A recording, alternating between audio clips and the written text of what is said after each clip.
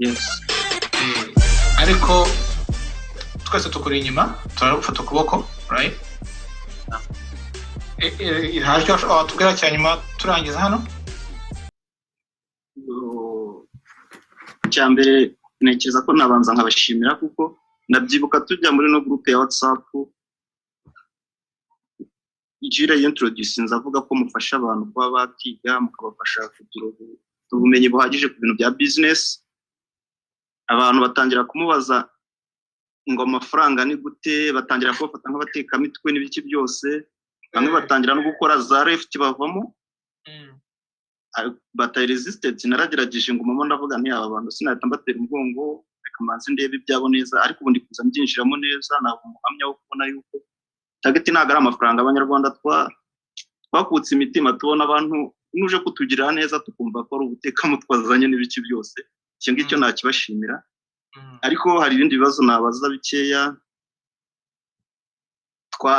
mu mutwe wacu dufite ubumuga mu mutwe twese twumva inzozi no kujya hanze kungira n'amarink menshi za Canada zaki kunda kubona banyandikira ngo wakishyura amafaranga runaka ngo kugira ubashe kujyayo n'ibiki byose sinzi nimba hari ikintu mwajya mudufasha kuri ibyo bintu ariko n'inzozi zacu kujya hanze zibafite murakoze. Okay, urumva icyangombwa nuko ibintu byose bitangira ku nzozi nta kintu na kimwe kuri isi gihari kitatangiye nk'inzozi sibyo? Yes. Iyo umuntu afite inzozi n'uvuga ngo hari icyo yagezeho buriya ari imodoka ari indege ari telefone ari inzu ari ibati byose byatangiye nk'inzozi mu mutwe w'umuntu umunsi umwe biragenda bihinduka impamo. So no kuvuga ngo rero ibintu byose bitangira inzozi kandi ikintu cya mbere cyiza ukoze ni uko bivuze gutyo bikajya hanze. Iyo bamaze kubivuga gutyo bikajya hanze hari abazabigira ibisazi hari abazabiseka n'iki ariko ejo bakumva wenda ntibageze Canada kwageze mu mubiri wenda yageze Canada wenda yageze ahandi cyangwa ugasanga n'impamvu ashaka murakanza kabaga ati n'impamvu ushaka kujya Canada impamvu ibyo ni biganiro tuzajya tuganira buhoro sibyo twakonectinze wowe nushyira mu bikorwa tukaganira tuzubaka ubusabane siko bimeze. Ngira ngo wanamubwira ko ariko buriya aya matangazo tubona menshi kuri internet hari biba ari byo hari niba bitari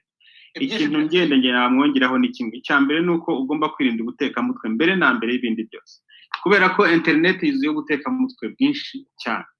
Hari abashobora kubwira ngo ishyura $20 kugira ngo bagufashe kubona visa ya Canada cyangwa Etazuni abo baruzuye cyane ariko usanga ukuri kwabo bantu ni gucya benshi baba abantu babatekamutwe. Uburyo bwonyine bwo kubona ibyangombwa byo kujya ahantu ni ukunyura muri ambasade ukaka visa mu buryo bworoshye. Abanyamerika bagira green card banyuze muri iyo nzira, abanyakanada hari byabo bagira ariko icyangombwa sicyo. Umuntu wese uzakwaka amafaranga kuri internet atari ikintu uguze akakwaka amafaranga jya ubanza ibitekerezeho kabiri. Abo bantu bakubwira ngo barakujyana hanze wishyura ayo $,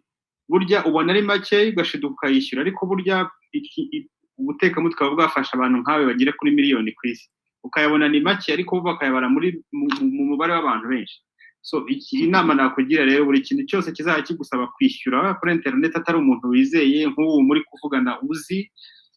cyangwa se ari service ugiye kugura kuri Alibaba kuri Amazon n'ahandi jibanza ubitekerezaho kabiri cyangwa ku masite yizewe nka zira za edX twavugaga za Coursera n'ibindi jibanza ubitekerezaho kabiri ubutekamutwe buruzuye cyane kuri iyi si kuri internet. Ikindi gikomeye numva na soreza wenda aratara kumosho kurushaho no kujya hanze ifo kumenya ugiye hanze ugiye gukora iki. Abajene benshi batekereza ko hanze ari mu ijuru, batekereza ko hanze ari muri paradise. Nge nagira nkubwire nabonye natembereye mu bihugu byinshi hanze ariko nabonye abazungu barara ku muhanda muri Boston, nabonye abazungu barara ku muhanda mu Ohio, nabonye muri Texas abazungu batagira umwenda wo kwambara barara mu mazi mu bikarito ari abazungu urumva akagusaba kumuha amasenti ubwo sinzi ngo ni kumuha amasenti nk'abiri sinzi ukuntu bara mu Kinyarwanda senti nta nubwo iba yuzuye ni nk'amafuni nk'ijana nko kumuha ijana nk'uko umuntu yavuga ngo mfashisha ijana cyangwa mfashisha senkani. So nuvuga ngo ntabwo ibyo tubona kuri televiziyo ari byo byiza gusa. Buriya ikidushuka kurusha ibindi ni uko ibitangazamakuru byo muri biriya bihugu biragerageza bigakontorora ntibitwereke indi sura y'ubuzima abantu babamo, ariko ntabwo ibintu byaho byose ari zahabu. Ni ukumenya rero ngo ugiye gukora iki. Niba ubonye buruse ugiye kwiga, niba se ubonye umuvandimwe ukubwiye ati hari opportunité runaka z'akazi ngwino, yenda ibyo yego, ariko kuvuga ngo uragiye gusa kuri kugenda, nakugira inama yo kuguma mu rugo. Ku mugani ari niwe ukunda kumbwira ngo hari igihe usigaza haba mu murima wawe ukajya kwishakira mu murima w'ahandi, urumva iki gihe rero, kandi ugasanga zahabu yariri mu murima wawe ari nayo nyinshi kurusha kujya ahandi. Hari story ngira ngo areyigeze kumbwira, ngira ngo utazayidusangize